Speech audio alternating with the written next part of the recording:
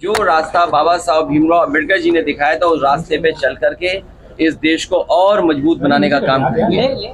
बाबा साहेब भीमराव अम्बेडकर जी का दिया हुआ संविधान हम सब गरीबों के लिए, खासकर जो बहुजन समाज के लोग हैं, पीड़ित, शोषित, वंचित लोग, उनके लिए समय समय पर ये कवच बन करके काम करता है। बाबा साहब भीमराव अम्बेडकर जी का दिया हुआ संविधान हमारे लिए, सबके लिए एक रास्ता दिखाता है कि जहां पर सम्मान के साथ जीवन जी सकेंगे, और उसी संविधान को भारतीय जनता पार्टी कमजोर करना चाहती है। हम सब मिलकर के बाबा साहब भीमराव अम्बेडकर जी के रास्ते पे चल करके, डॉक्टर लोहिया जी के रास्ते पे चल करके, और जो नेताजी ने संघर्ष का रास्ता समाजवाद को हाथ में दिया है, उन चीजों से परिवर्तन लाने का काम करेंगे। अटल जी की भी प्रतिमा बगल में लगी है, बाबा साहब की भी लगी है। मुझे उम्मीद है कि बाबा साहब भीमराव अम्बेडकर जी और प्रधानमंत्री अटल बिहारी वाजपेयी की जो प्रतिमा बगल में है, भारतीय जनता पार्टी को कुछ सीखने को मिलेगा।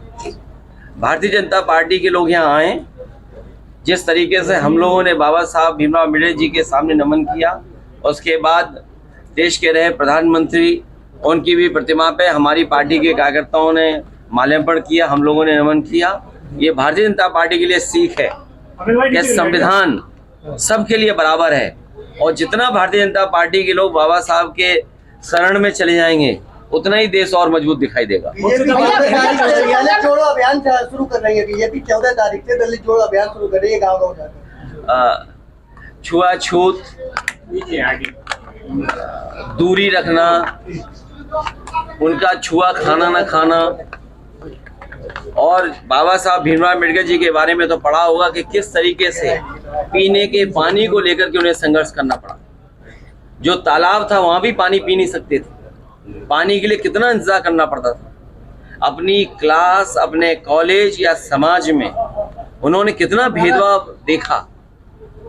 ये भारतीय जनता पार्टी क्योंकि घबराई हुई है पीडीए की ताकत से, इसलिए रास्ता खोज रही है कि किस सहारे बचा जाए। इसीलिए जानबूझ करके समाजवादियों का जब कार्यक्रम संपन्न हो गया है, उसके बाद वो कार्यक्रम कर रहे हैं। मुझे उम्मीद है कि जो गलतियां उन्होंने की हैं उसके लिए माफी जरूर मांगेंगे। जिस तरीके से गैलीलियो को सजा दी थी चर्च ने और उसकी जान चली गई थी, और गैलीलियो ने केवल ये कहा था कि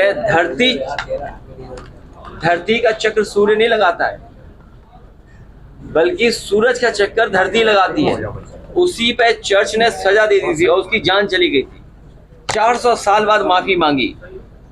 क्या भारतीय जनता पार्टी के लोग या उनसे प्रभावित लोग जो गलती की है उसकी माफी मांगेंगे या नहीं मांगेंगे? मुर्शिदाबाद भैया मुर्शिदाबाद में नेताजी